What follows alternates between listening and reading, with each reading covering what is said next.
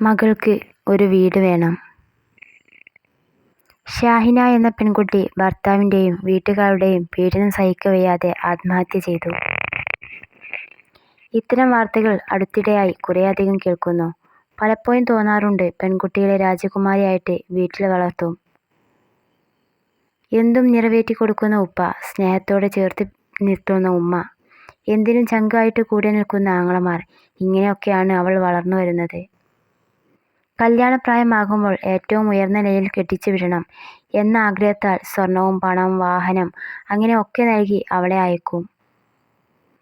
അങ്ങനെ ഉപ്പയുടെയും ഉമ്മയുടെയും ആങ്ങളമാരുടെയും ബാധ്യത നല്ല രീതിയിൽ നിറവേറ്റിയെന്ന വലുതായിട്ട് പറയും.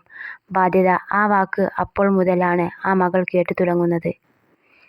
അവരുടെ ബാധ്യത അല്ലെങ്കിൽ കടമ അവർ ചെയ്തു, ഇനി ഞാൻ എങ്ങനെയെങ്കിലും ജീവിച്ചു പോണം. അതാകും അങ്ങനെയുള്ള കൂടുതൽ പെൺകുട്ടികളും വിചാരിക്കുക. ചെന്ന് കയറുന്ന വീട്ടിൽ വെറും ഒരു ജോലിക്കാരിയെപ്പോലെയും ജനിച്ചു വളർന്ന വീട്ടിൽ അതിഥിയായിട്ടും ശിഷ്ടകാലം അവൾ ജീവിക്കുന്നു. ഭർത്താവിൻ്റെ വീട്ടിൽ എന്തു തന്നെ ആയാലും അത് സഹിച്ച് മുൻപോട്ട് പോകേണ്ട അവസ്ഥയാണ് പലർക്കും.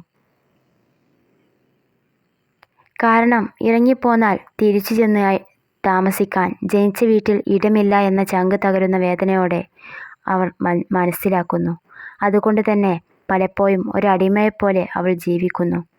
കെട്ടിച്ചു വിട്ട മകൾ കുറച്ചു ദിവസം സ്വന്തം വീട്ടിൽ വന്നു നിന്നാൽ മാതാപിതാക്കൾക്ക് ആദിയാണ്. ഇവൾ അവിടുന്ന് ഇറങ്ങിപ്പോന്നതാണോ, എന്തേലും പ്രശ്നമുണ്ടോ എന്നൊക്കെയാകും ചിന്ത. അഥവാ എന്തേലും പ്രശ്നമുണ്ട്, എനിക്ക് പറ്റുന്നില്ല ഉമ്മ എന്ന് ഒരു മകൾ പറഞ്ഞാൽ, അത് കുഴപ്പമില്ല, നീ അഡ്ജസ്റ്റ് ചെയ്ത് ജീവിക്ക് എന്നാകും മറുപടി.